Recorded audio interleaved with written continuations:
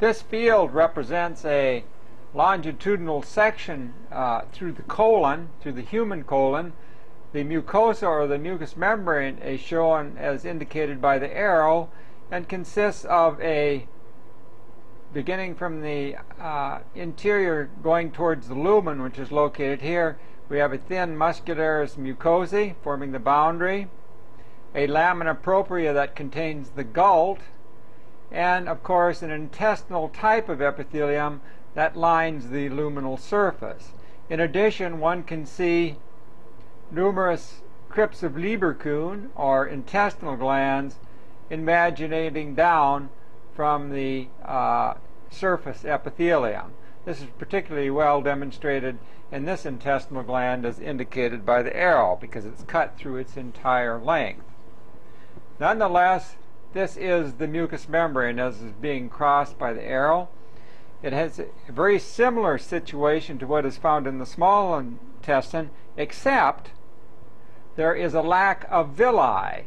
This is a smooth luminal surface, and villi are absent in the large bowel or the colon. That is, in all of the segments, the cecum, the ascending, transverse, descending, sigmoid, and rectal segments, villi are absent. They are only present in the small intestine. However, the intestinal glands, or crypts of Lieberkühn, are found throughout the small and large intestines.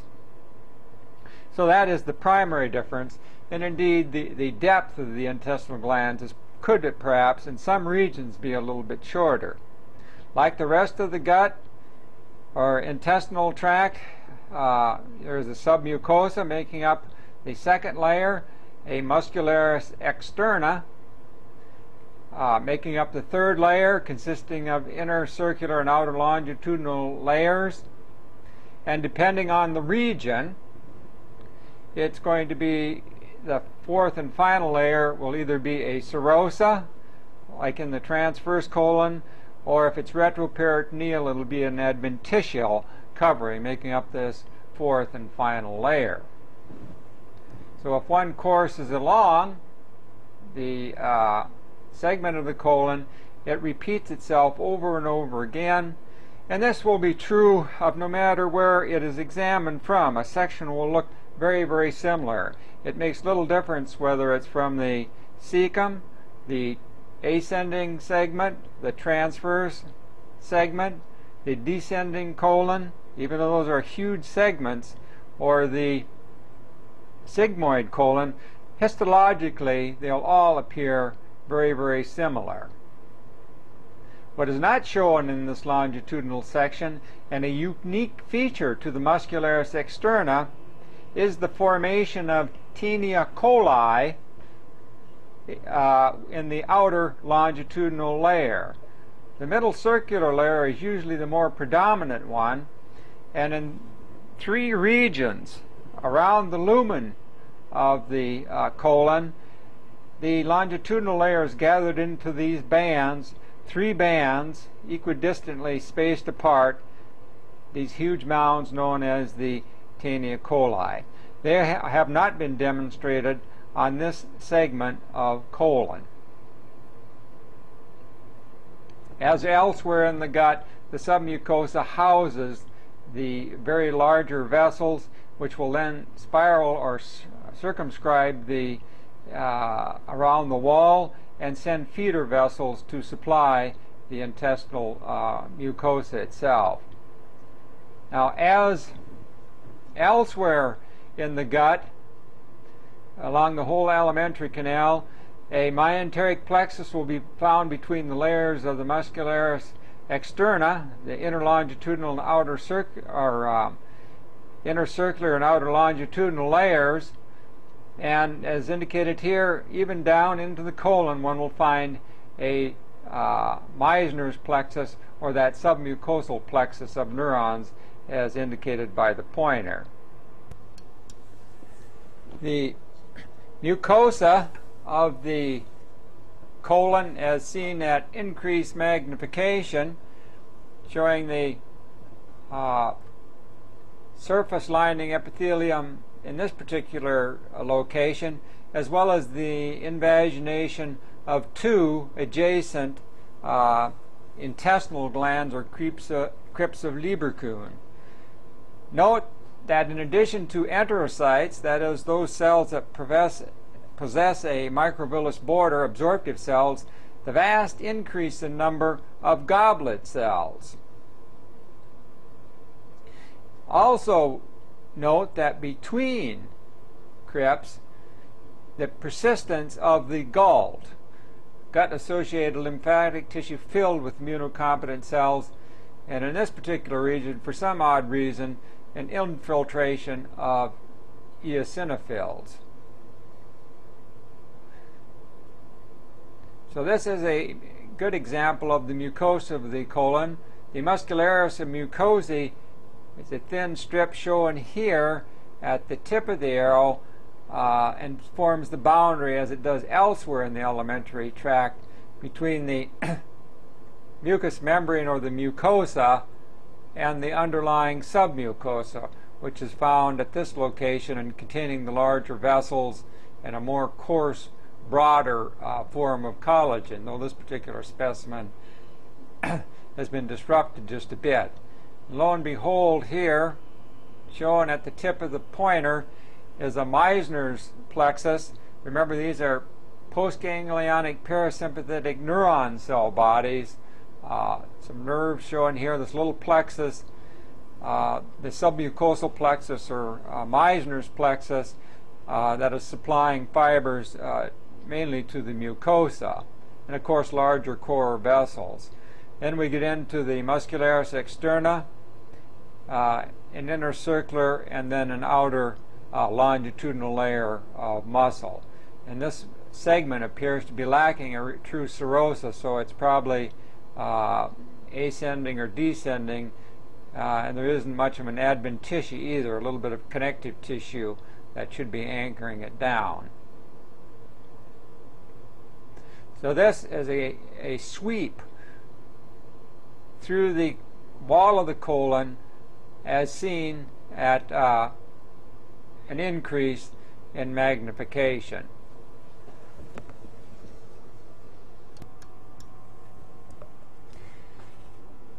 This particular scanning electron micrograph is courtesy of Professor J.E. Magny, again of the University of Minnesota in Minneapolis.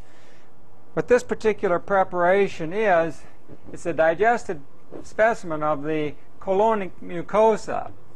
So these little orifices, as illustrated by the pointer and scattered around in this area, are the orifices of the intestinal glands or the crypts of Lieberkühn.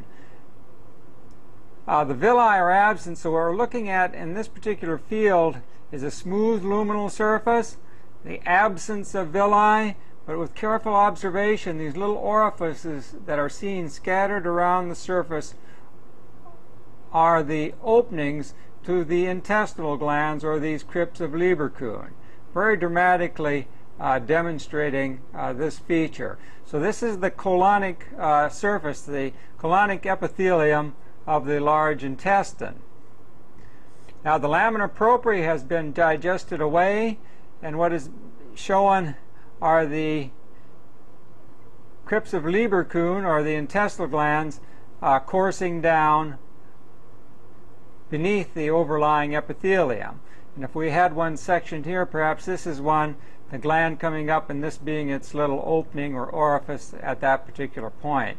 So this is one of those digested specimens as seen with the scanning electron microscope, very similar to the previous one that illustrated the same intestinal glands in the intestinal tract, which demonstrated overlying villi. In this particular case, it is the colon, which shows a smooth luminal surface. Villi are not present. However, it is still surfaced by a intestinal type of epithelium, that is enterocytes and goblet cells, though goblet cells are becoming more numerous. And the intestinal glands, or these crypts of Lieberkühn, remain. And this demonstrates that very well. An excellent illustration of the colonic mucosa absent the lamina propria and the muscularis mucosae.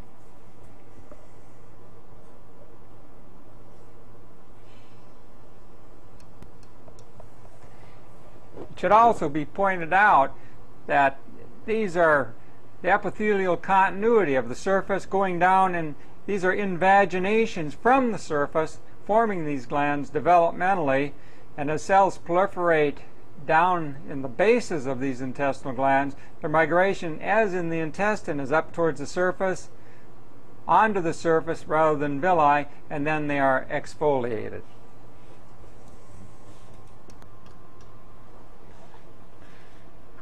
This particular field is the section of colon, a plastic embedded material that is in the slide collection.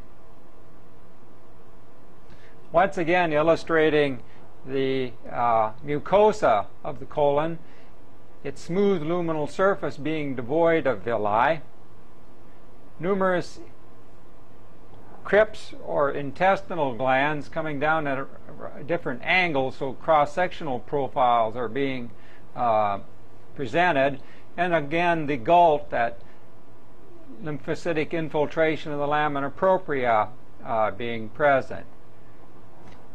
The boundary of the mucous membrane, the muscularis mucosae, is shown coursing at the arrow, so this region is all submucosal with larger vessels.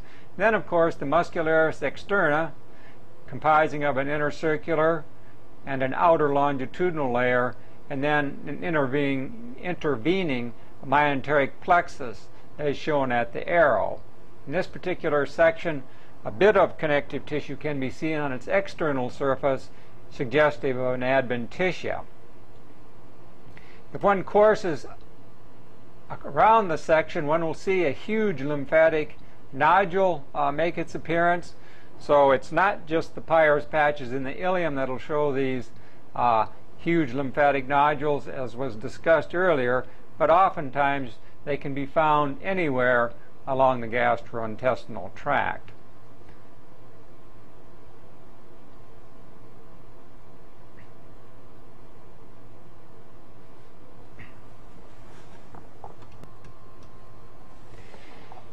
Increased magnification illustrating the surface lining epithelium of the colon, simply demonstrating it indeed does have enterocytes with their microvillous border, scattered goblet cells with their accumulation of mucin granules, and even on this one, at this magnification, one can make out these little terminal bars uniting cell tops together, or cell apices.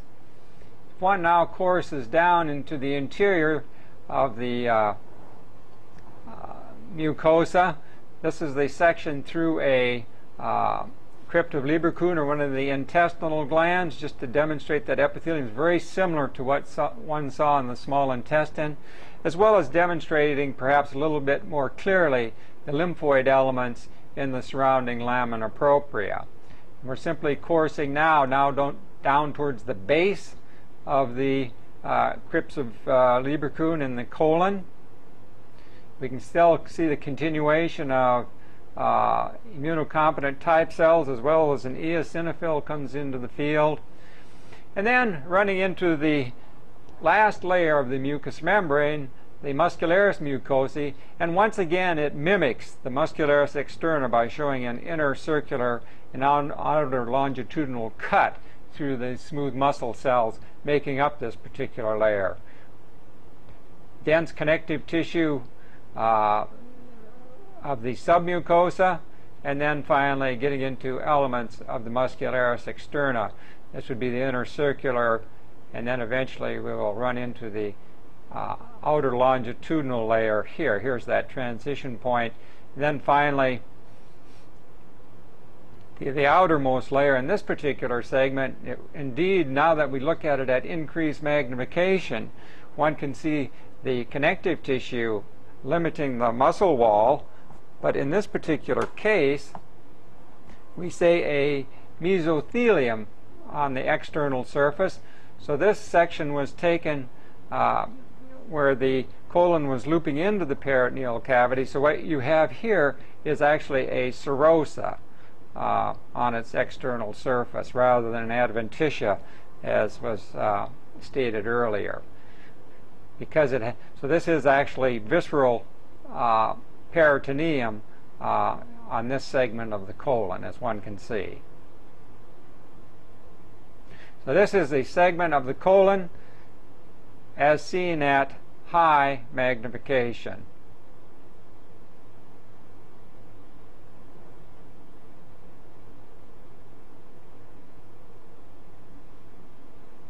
And finally ending up once again at its smooth luminal surface.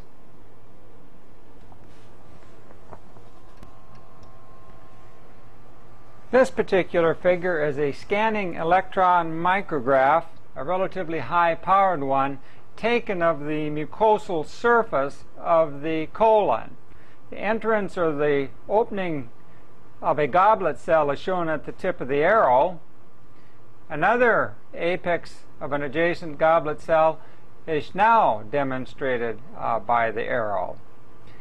These hexagonal type shapes are the junctional complexes or the boundaries between the apices of adjacent epithelial cells. So this is the type of pattern one will see at extraordinarily high magnification. So each one of these represents the top of an intestinal epithelial cell or an enterocyte in this particular region. The openings of the goblet cells and their secretory material appear somewhat countersunk away from the surface. So this is the surface view at a very high magnification of the epithelium lining the colon.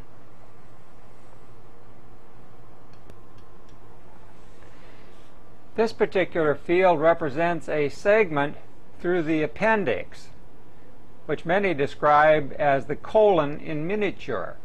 In other words, it shows the same histological features because it is a diverticulum, after all, from the cecum, which is part of the colon.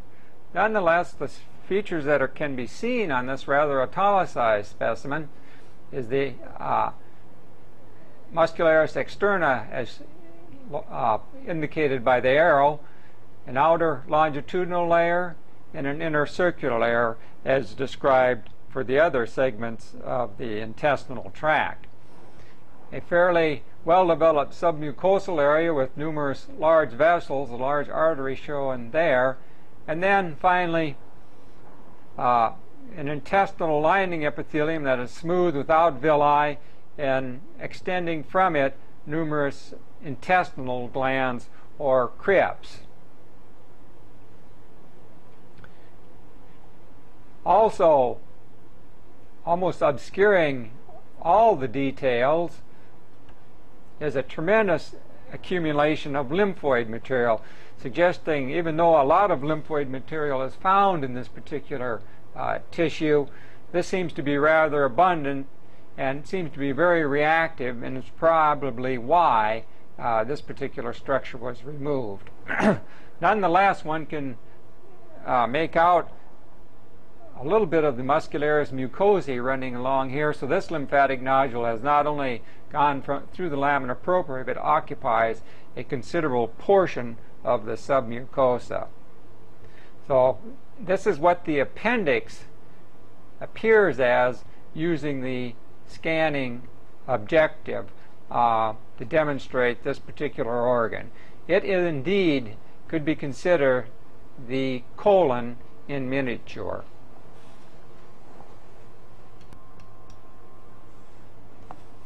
This particular field illustrates an additional section through the wall of the appendix.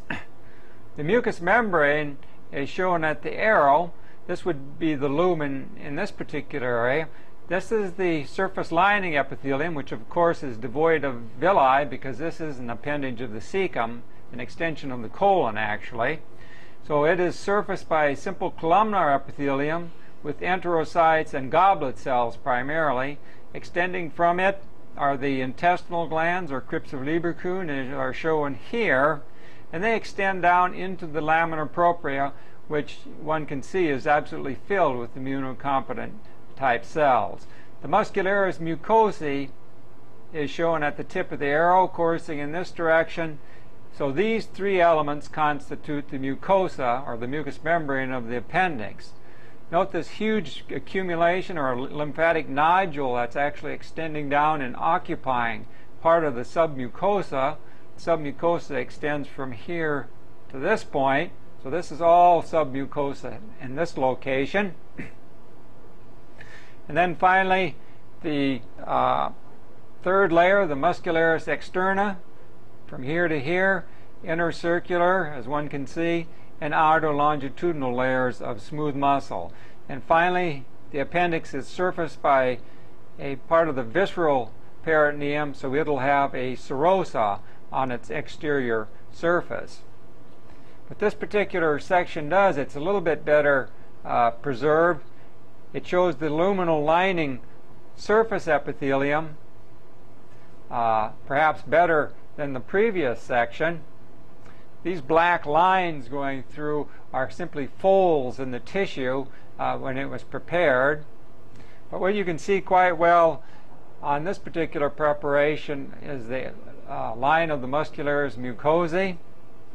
And please do note the lymphatic nodules with their very prominent germinal centers. So these are very, very active lymphatic nodules.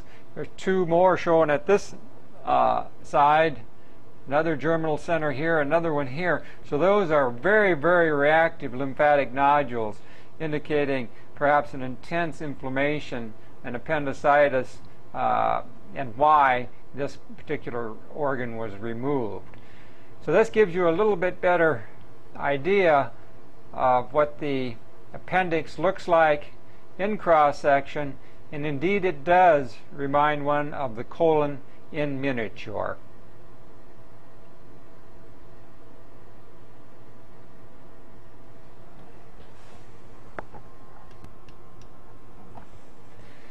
This is a section through the rectal area using a trichrome stain. I think it's a probably a Mallory's trichrome, using a green stain to one of the green dyes to illustrate the collagen. What one can see is a typically appearing colonic type of mucosa with numerous intestinal glands, once again a smooth luminal surface. The lining epithelium would be typical enterocytes with an abundance of goblet cells, and of course the lamina propria filled with the gall. The muscularis mucosae is shown here at the arrow. So this is submucosa, and this would be the inner circular layer of smooth muscle, and an outer longitudinal layer just beneath it, or external to it. Now, we are very close to the rectal-anal junction, and I'm putting the tip of the pointer, and we'll try to follow the, perhaps we should just remove the pointer out of there, and just follow the mucous membrane as we approach the recto-anal junction.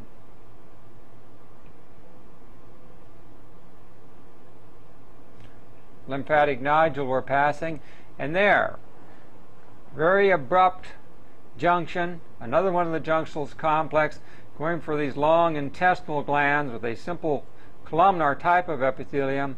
Very abruptly we go to a non-keratinized, wet, stratified squamous type of epithelium. So this is the mucous membrane, or the epithelium lining the anal canal at this point. After a very short transitionary period, we will then get into a region that is going to show starting to become keratinized, and indeed all of a sudden, over that very short transitionary period of non-keratinized stratified squamous epithelium, we run into typical thin skin as one would find on the buttock type regions. There's even a little bit of an apocrine sweat gland here, Here is a hair follicle with the actual hair shaft, another hair shaft that's been dislodged, and right in this particular area, a well-developed sebaceous gland, perhaps associated with another hair follicle. So as we trace this around a little bit further, one can visualize typical thin skin with numerous hair follicles, sebaceous glands, and sweat glands will also be found in this particular area. So right about here is a junction with thin skin. We are now coursing back up the anal canal, showing again that wet stratified squamous epithelium, and then the very abrupt junction with the rectum, going to a typical intestinal lining epithelium, but one that is very rich in goblet cells, and one can also see the numerous intestinal glands or crypts of Lieberkühn. Now, let's course beyond the submucosa and follow the inner circular layer of smooth muscle, as indicated by the arrow. As we approach that anal junction, note how it expands and swells out, forming a huge, very large structure. This is the internal anal sphincter that's crossing the field of view, and it ends in the connective tissue here. So it forms a very tight coil or wrap, an actual sphincter in this area. And if we go proximally, or luminally I should say, we can see it is in the region of the anal canal, right where it should be. The rectum's up here, as indicated by the arrow, rectal type of mucous membrane. The mucous membrane lining the anal canal, and associated with it, as it should be, underlying the submucosa, this huge expanse forming the internal anal sphincter. Now, if one goes back and traces the outer longitudinal layer, it begins to splay out and ends in the connective tissue, which happens to be torn here, unfortunately. It will then be replaced. There's just the end of it right here.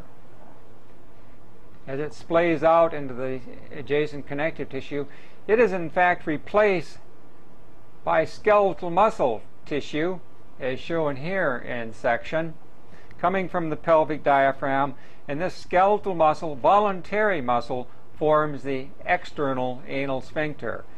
And this is where the voluntary control comes from, controlling one's bowel movements, a phenomenon that is usually achieved around 2 or 2.5 years old.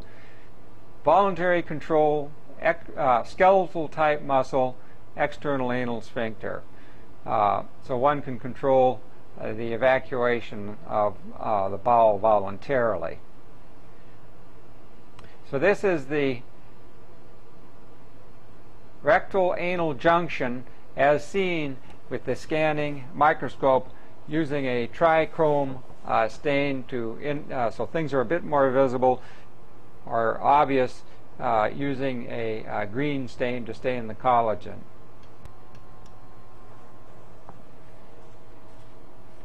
The rectum seen at increased magnification, illustrating the crypts of Lieberkühn and, of course, the surface lining epithelium. Once again, note the abundance of goblet cells, as one would anticipate this far down in the gastrointestinal tract.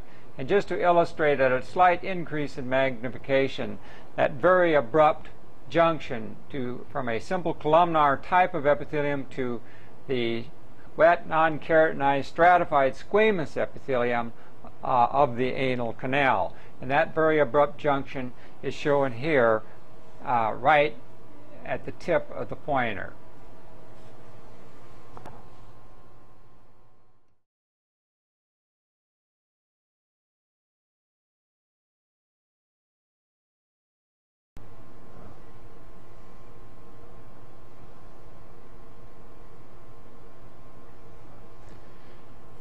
Learning objectives for the pancreas.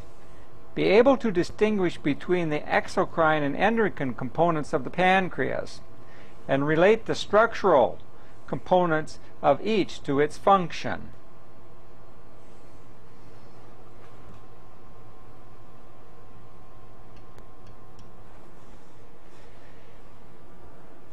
This particular field is a relatively low magnification through a segment of human pancreas, showing the exocrine component, which in man is a compound tubular acinar gland, indeed very much like the larger major salivary glands in its organization and structure, being divided into lobes, lobules, having an intralobular duct system as well as an interlobular duct system. So these are the pancreatic acinar units, and perhaps tubules in this particular region as indicated by the pointer. This large round staining structure, as indicated by the pointer, is one of the islets. This is a pancreatic islet, or sometimes referred to as the islet of Langerhans, after the individual that described them. Coursing through a little bit more of this pancreatic tissue, one can see a duct here, perhaps an interlobular portion of the ductal system. Another duct is shown here, perhaps sort of the boundary between an interlobular and the intralobular duct system coming here. We can also make out just barely a few smaller ducts would definitely be intralobular ducts within this human pancreas. Once again, a slightly different area as seen with the scanning objective, showing you the islets here, another islet here, there's accumulation of light cells, another shown here, an interlobular duct at this location because it's surrounded by an abundance of connective tissue and is undoubtedly coursing between lobules. This smaller ductal unit, as indicated here, would be the caliber of an intralobular duct. Once again, a fairly large interlobular duct shown at the arrow, a connective tissue seam coming down, so demarcating some of the lobules. Just looking around at this particular specimen of human pancreas. So it has two components, an exocrine component, which is a compound tubular acinar gland, and an endocrine component that consists of hormone producing or secreting cells, the islets of Langerhans or pancreatic islets, one of which is shown in the center of the field.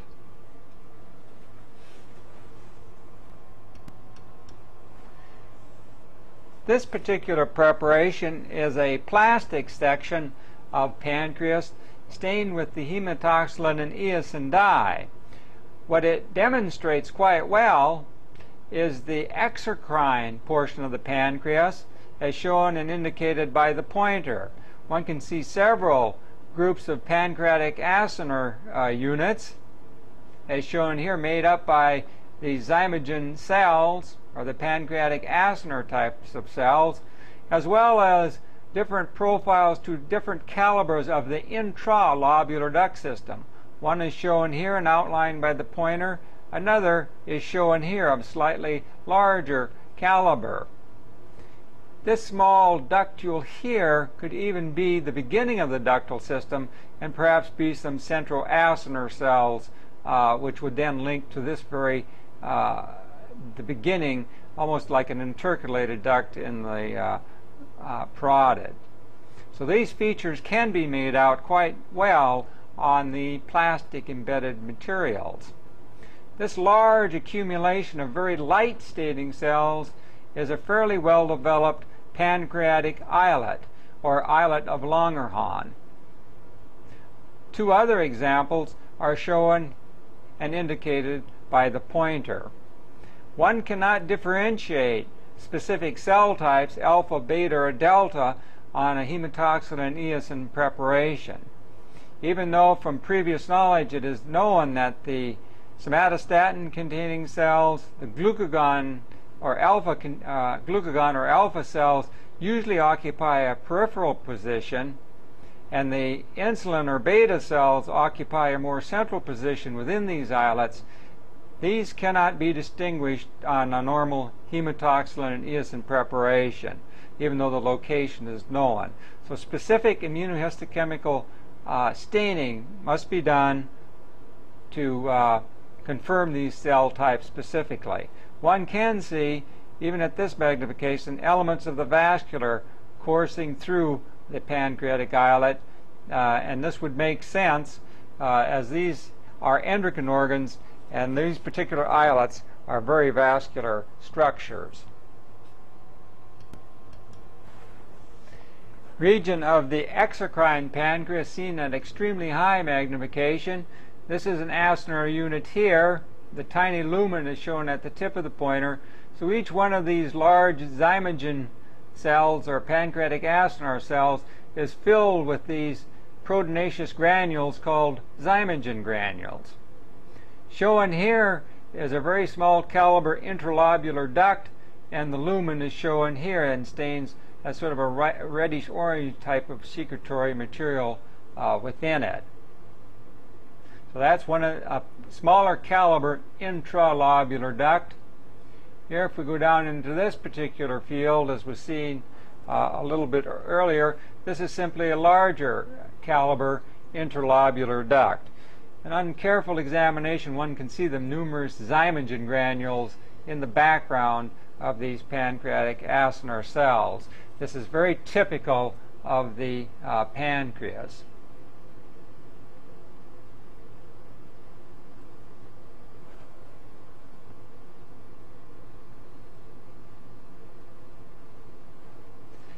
Ductal system beginning, we have two cells here that are perhaps going, we can see a zymogen cell here, our pancreatic acinar cell, sort of the acinus that they're associated with in this location.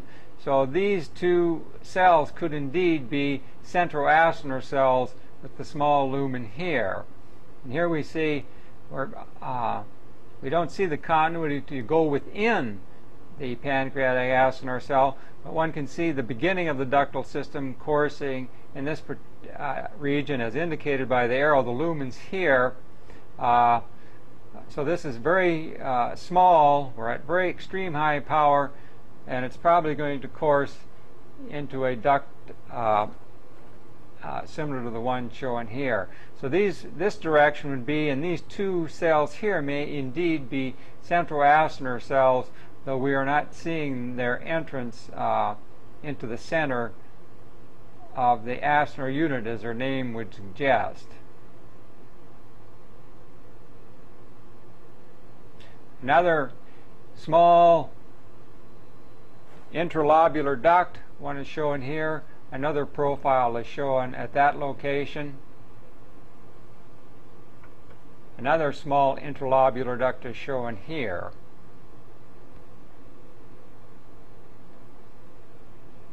And finally, this is the appearance of the islet of Langerhans as seen at high magnification in a plastic-embedded hematoxylin eosin preparation. A differentiation of the cell types, other than the general location from previous information, one really can't tell one cell type from another.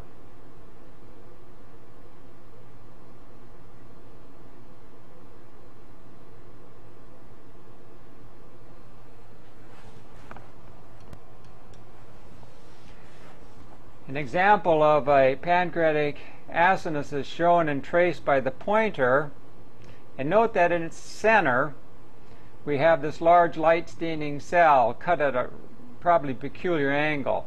This undoubtedly has to be a centroacinar cell, but we're cutting through the back side of it, or through its wide portion. The duct, the little lumen that it's forming, is perhaps on the other side of this particular cell. This is perhaps another centroacinar cell here, the tiny lumen here, and this is the pancreatic acinus associated with it. The centroacinars are simply the beginnings of the ductal system, usually a very flattened or squame type of epithelium that's tucked within the lumen of the pancreatic acinus and will continue on and become continuous with the smaller units of the interlobular duct system. That's all these intercalated, or excuse me, centroacinar cells. That's what that particular discussion is about. The very beginnings of the ductal system, which begin actually within the center of the acinar unit. Here's another fairly decent example of a pancreatic acinus shown here. The lumen is here, these large berry-like endings, the nuclei of component cells here, and the apices, of course, filled with the zymogen granules, these precursor granules containing the digestive enzymes.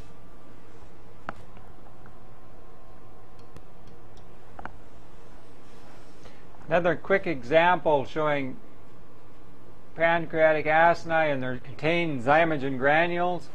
And in this particular acinar unit that's coming around this way, it almost looks like a double. One can see these light staining cells going into the interior of the acinar units. These undoubtedly are oblique cuts through those central acinar cells that form the beginning of the ductal system and actually are housed within the acinar unit itself.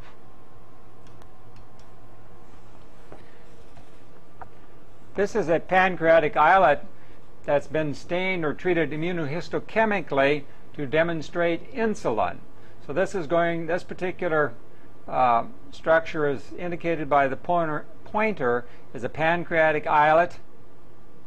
It's been stained immunohistochemically to demonstrate insulin, and these real dark accumulations is a huge accumulation or an intense accumulation of the insulin protein.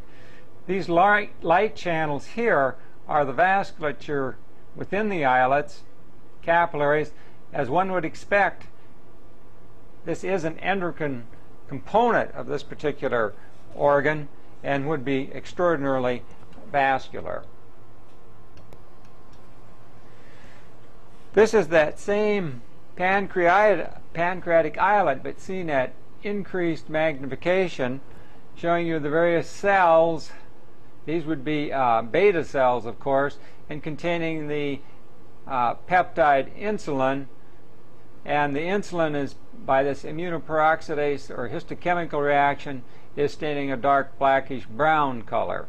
So this would be a beta cell with insulin. This is another one here, another one here, another one here. Any of these cells that show up this blackish brown secretory material within its cytoplasm would be a beta cell containing insulin. Here's a little capillary going through the pancreatic islet. Note how the insulin is orientated towards the vasculature. This was a capillary running along like so, though it's hard to see. You can see a profile of an endothelial cell nucleus, another one here. So this is a capillary that's coursing here. And note how the secretion is orientated toward the vasculature, the capillaries in this case. And as we course through this fairly large islet, those same features repeat themselves over and over again. The insulin-containing cells, the accumulation of insulin or secretory material where this capillary is coursing through. Same would be true of this capillary. So all these light spots are a little bit of connective tissue and capillary network, and one can see and more easily visualize at increased magnification how the insulin containing cells, how those insulin granules approach and are going in the direction of the capillaries, which are shown and indicated by the pointer. So this is an immunohistochemical demonstration of beta cells or insulin-containing cells that I did on some material some time ago.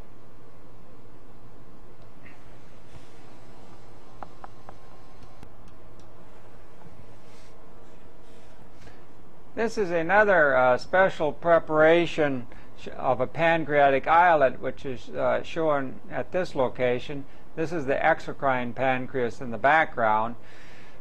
This particular immunohistochemical stain was to demonstrate glucagon containing cells, and they are staining this blackish brown precipitate. So this is the immunohistochemical marker, an antibody to demonstrate these glucagon containing cells. See the vasculature within the islet, and note the position of these glucagon containing cells. They usually occupy the periphery of the islets. That is, the alpha cells, in contrast to the beta cells, usually are found at the periphery of the islet, as are two other substances that are normally found in the human islet. That is somatostatin, that great inhibitory peptide, and occasionally a little bit of 5-HT is located there.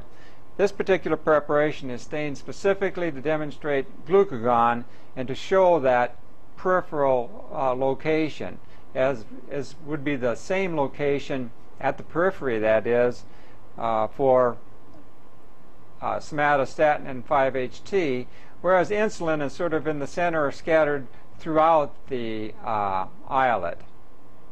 It's a little isolated glucagon immunoreactive cell at the pointer. Don't be alarmed by that. Oftentimes some single endocrine cells will be found scattered within the parenchyma of the islet tissue. One can see a couple more examples here. This isn't mentioned too often, but indeed we find scattered glucagon-containing cells, insulin-containing cells, usually within the intralobular duct system, scattered at random. An additional pancreatic islet stained with glucagon to illustrate the peripheral location of this peptide around the edge, perhaps a little bit better. They will oftentimes form a complete ring around the periphery of the islet. So this is the alpha cell being demonstrated, which contains the peptide glucagon, which of course will counteract the effects of insulin on blood sugar concentrations.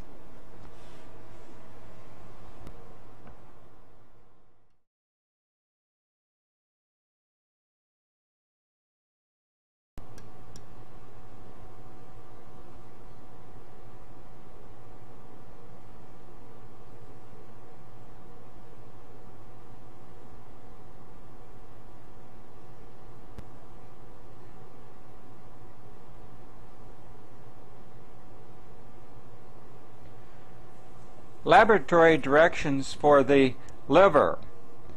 Be able to identify several hepatic lobules and their subcomponents. Be able to relate the flow of blood and bile to the morphology of a hepatic lobule. And be able to identify portal areas and their contents, as well as distinguish the layers that form the wall of the gallbladder.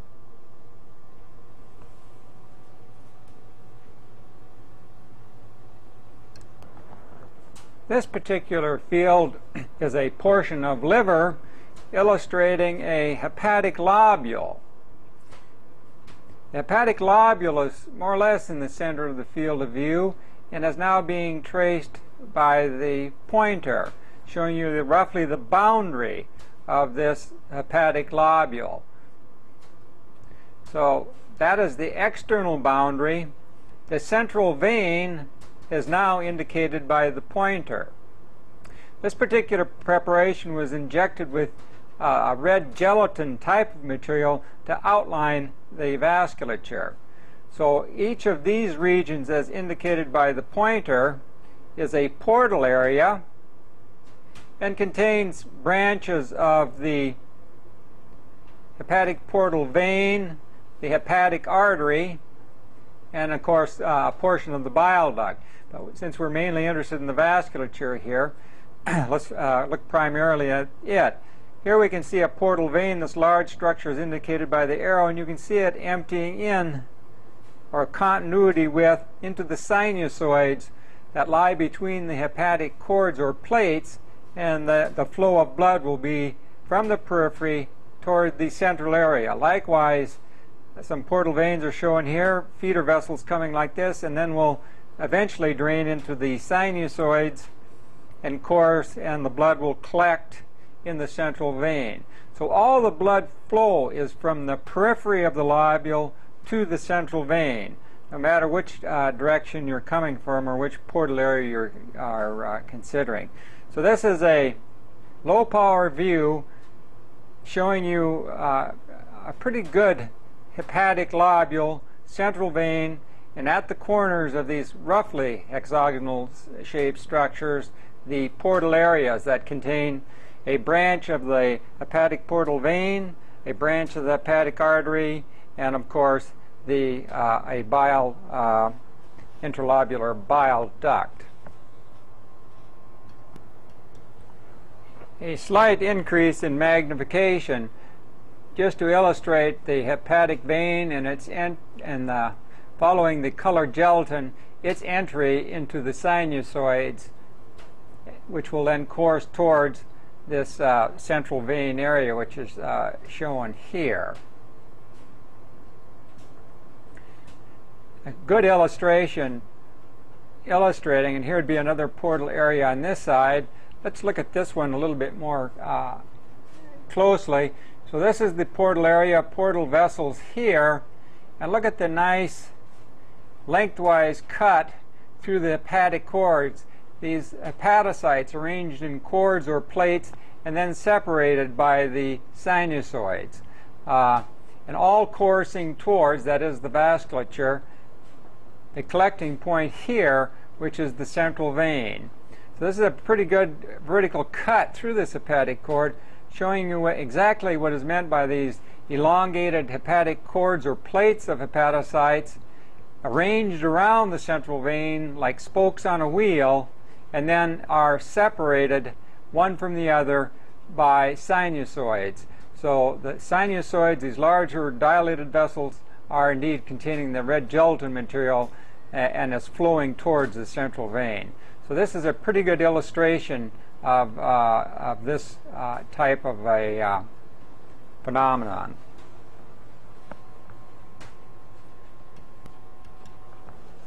A quick clip of two adjacent hepatic lobules right on the edge. So one is shown here, the other one is shown right down beneath it, and their surrounding portal areas.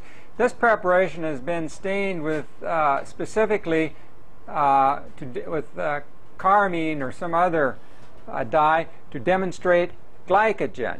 And this is sort of the reddish hue one sees, or purplish hue one sees as a background color.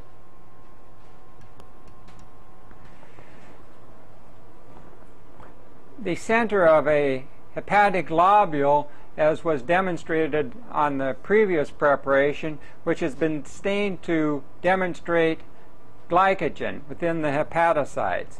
The arrow indicates the central vein of this particular hepatic lobule. One can make out quite easily and nicely the plates of hepatocytes forming cords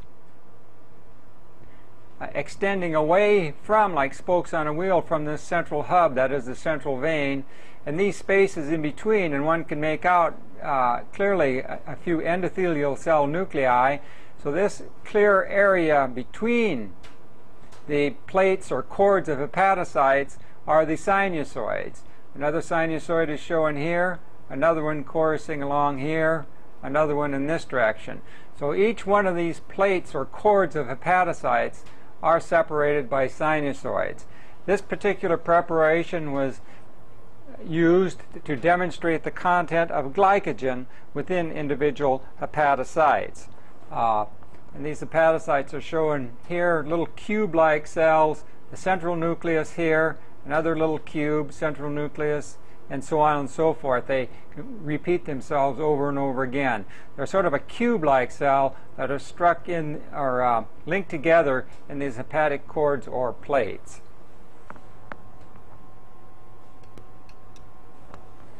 A section through human liver, once again. If one looks up to the very top of the field, one can see the connective tissue capsule of the liver. And we're seeing a field of hepatocytes or liver cells. One can get a rough idea of a hepatic lobule. If this is the central vein here, here are adjacent portal areas. And so this is roughly the shape, though it's cut at a sort of an unusual angle of a hepatic lobule.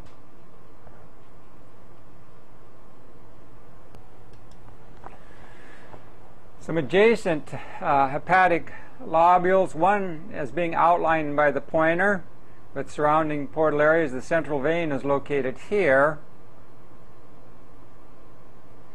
Sort of an odd long cut through another hepatic lobule, which is roughly in this area, the central vein being located here, portal areas at that location, and perhaps another central vein somewhat dilated located here. And these are roughly the boundaries of another hepatic lobule. Find a fairly decent hepatic lobule that's cut in cross-section as clearly as can be made out, and then examine the contents or the structure of an individual hepatic lobule at increased magnification. A section of human liver as seen at increased magnification near the central vein area, which is located here. Note the anastomosing plates of hepatocytes. We are now coursing towards the periphery of the lobule in the direction of the portal areas.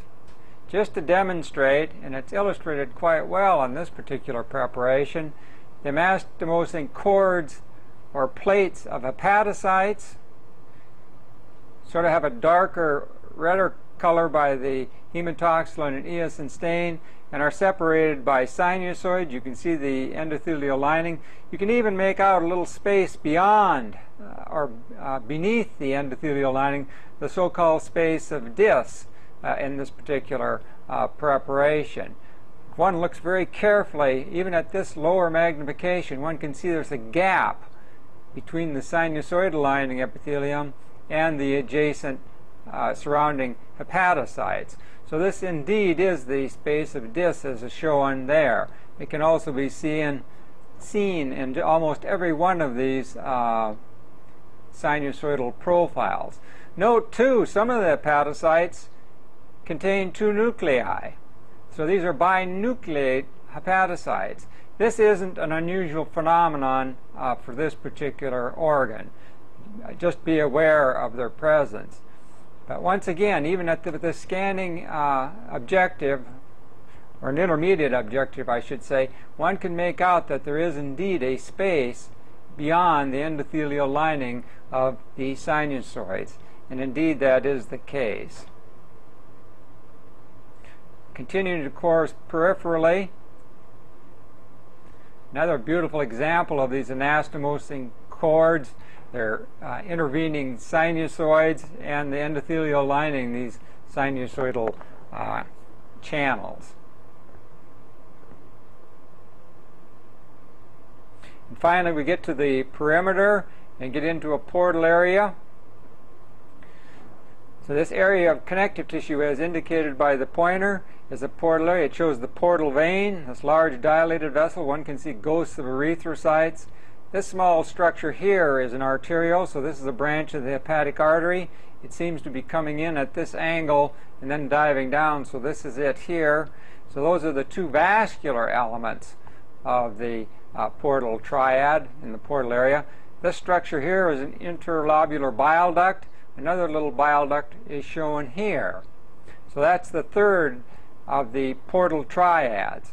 On occasion it goes one more, and I think this is an example here one can often find a lymphatic channel in these portal areas.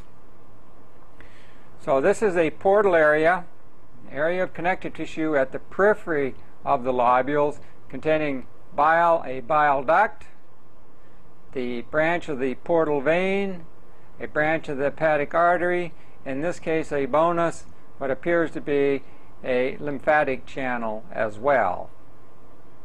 So this is the hepatic lobule, or a portion thereof, seen with the intermediate objective. And there finally we get back to the central vein.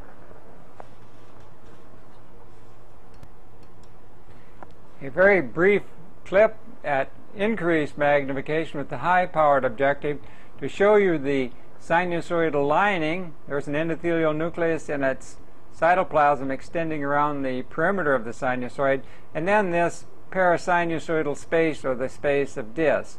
Note that each one of these sinusoid has a space beyond it towards the hepatocyte. This is that space of Dis, and indeed it can be made out with the light microscope, as is being demonstrated with the tip of the pointer. All of these materials are not artifactual, though there is some shrinkage. One can actually visualize it, that space of Dis, in this particular case. It isn't totally shrinkage, though that does occur. There it is again, the space of Dis. And of course, the hepatocytes immediately adjacent to it. This is a scanning electron micrograph of a freeze fracture preparation of the liver, showing the sinusoidal space and the space of Dis. This figure is courtesy of G.H. Haggis of the Canadian Department of Agriculture in Ottawa, Canada. What this particular illustration shows is the sinusoidal lining, which is indicated by the tip of the arrow. So this would be endothelial cytoplasm as viewed from the surface, looking from the interior of the vessel itself. Here one can see a red cell coursing through the lumen. Macrophages are showing down at the bottom of the figure and indicated by the arrow. What this particular illustration illustrates quite well is not only the sinusoidal endothelium, the cytoplasm thereof, shown here, but just beneath it is that space of Dis, as was seen as a light microscopic entity. And note that the adjacent hepatocytes, which are shown here and here, project into the lumen of this parasinusoidal space, which is also shown on this side, numerous microvilli. So this particular endothelium is very loosely knit. It is very fenestrated and leaky, and so virtually all the blood plasma has an opportunity to diffuse through this sinusoidal lining endothelium, and literally the blood plasma, other than for the formed elements, bathes these individual hepatocytes. Hence the tremendous development in this space of Dis of the microvilli, again increasing surface area of the cell membrane for ion and solute transport. So it's a real interesting shot, so this can be visualized extraordinarily well.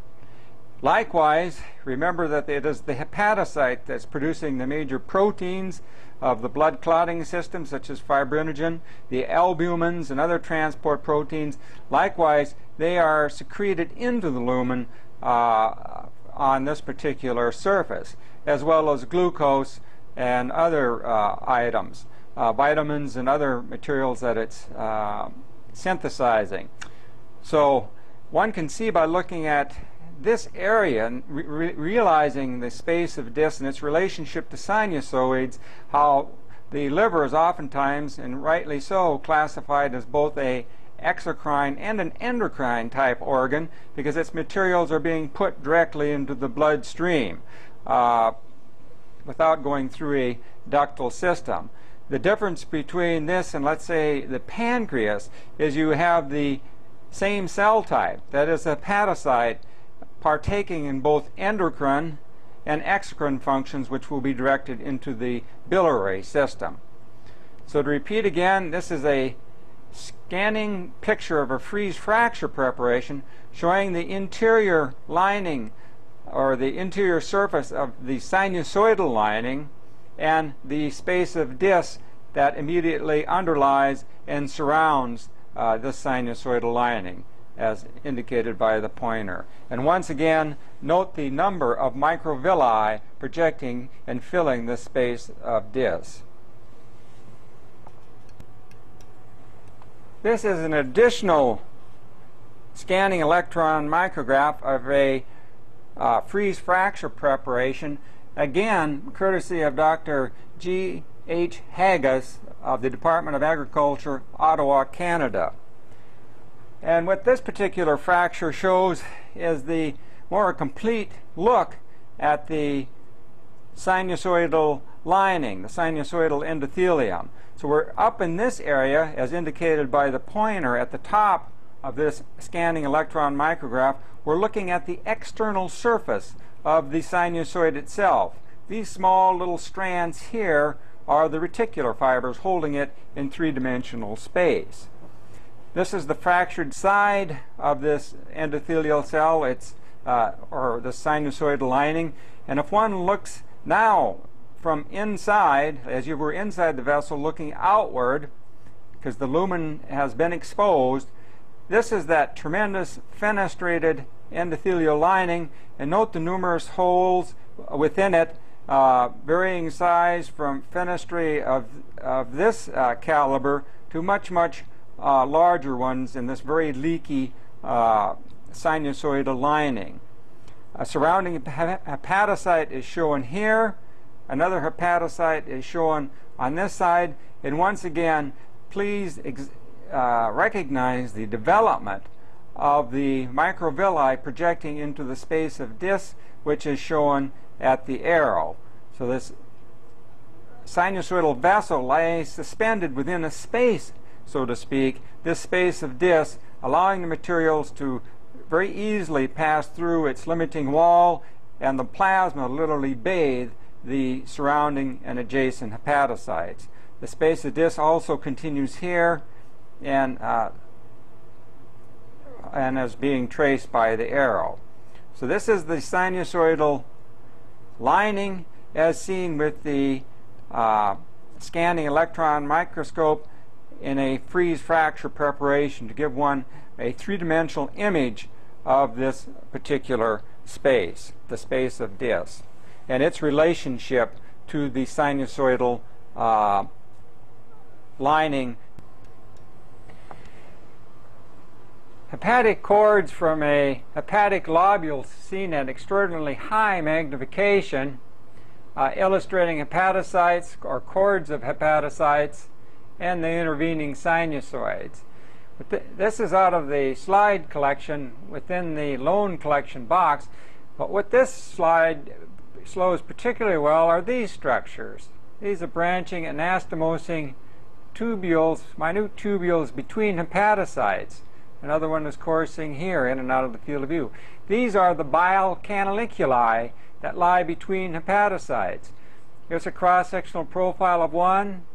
Here it's cut again, here it's cut again, here it's cut again, again and again, as it snakes through between the hepatocytes making up the hepatic cords. These are the sinusoids coursing here, another sinusoid going down in this particular direction. So as one courses through the parenchyma of the liver, looking at the hepatocytes and the sinusoids, these structures here that course between hepatocytes, they go in and out of the field of view because of their very irregular nature, are indeed the bile canaliculi. And one can see this one going in this direction and then off here, in and out of the field that way. Another example are going in and out of the field in this direction. Always occur between hepatocytes and are more or less at the center of these hepatic cords. Many of the cells that will be seen within the sinusoidal lining, but which cannot be demonstrated well in this particular preparation, are macrophages, or the von Kupffer cells. Will come in and nestle in underneath the endothelial lining of the sinusoidal lining and are sort of stuck or poked in there. This cell here with all the cytoplasm could indeed be one of those hepatic macrophages. If one had an Indian ink preparation or one where one injects a vital dye, these can be demonstrated quite well, and one would be probably a little bit surprised by their abundance within the sinusoidal lining. Nonetheless, this is a hepatic cord going here, again illustrating the bile canaliculi. Another part of a cord here showing its bile canaliculus. Another cord here, the canaliculi cut in and out of the field. The spaces here, containing a few red cells, are the sinusoids and their sinusoidal lining, which may and will contain macrophages. They cannot be identified easily on this particular preparation.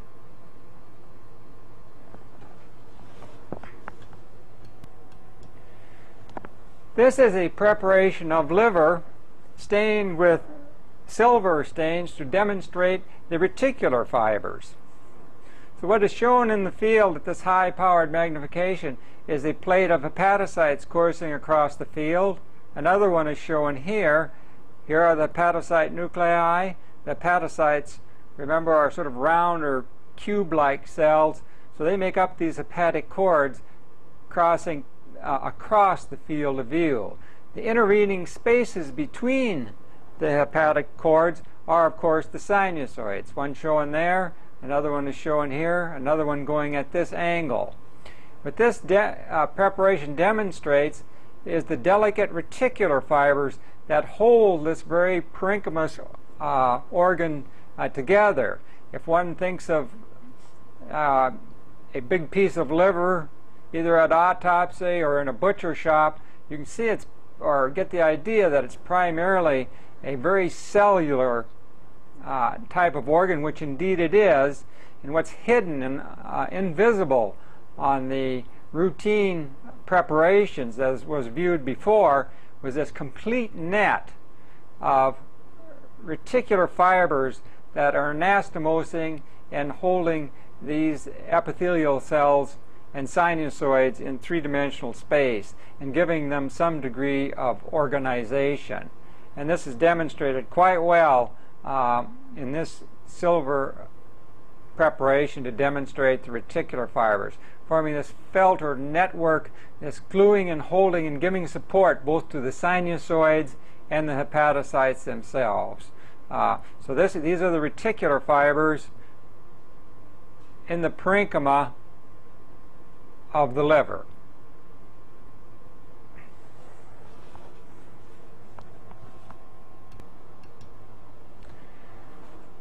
This particular field illustrates a region of the gallbladder.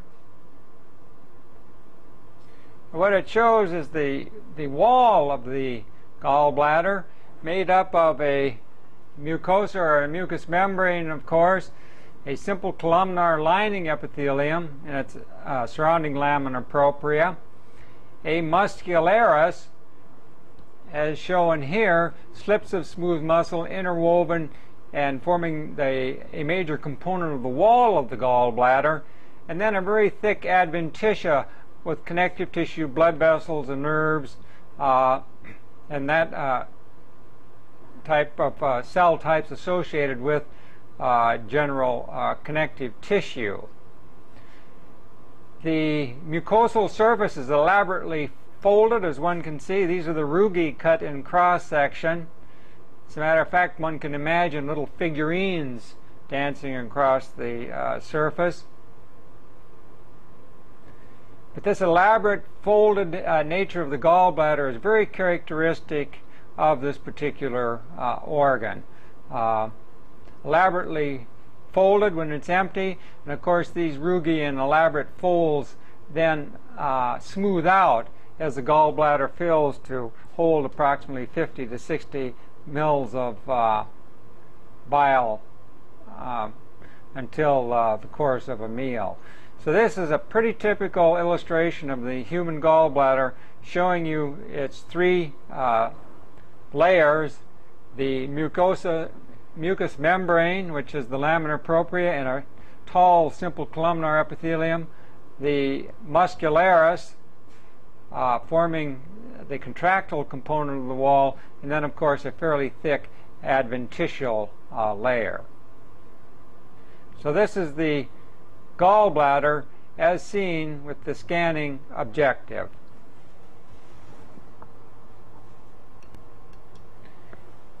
This is the gallbladder wall as seen at high magnification, simply to illustrate this tall, simple columnar epithelium that forms the lining epithelium of this mucous membrane. Even up until these high folds into the lumen, you can see it's very simple columnar. One of the places, if one wants to demonstrate a very tall, simple columnar epithelium, is a good place to go to. So these are a section through the folds of the mucous membrane showing the simple columnar epithelium that lines the gallbladder.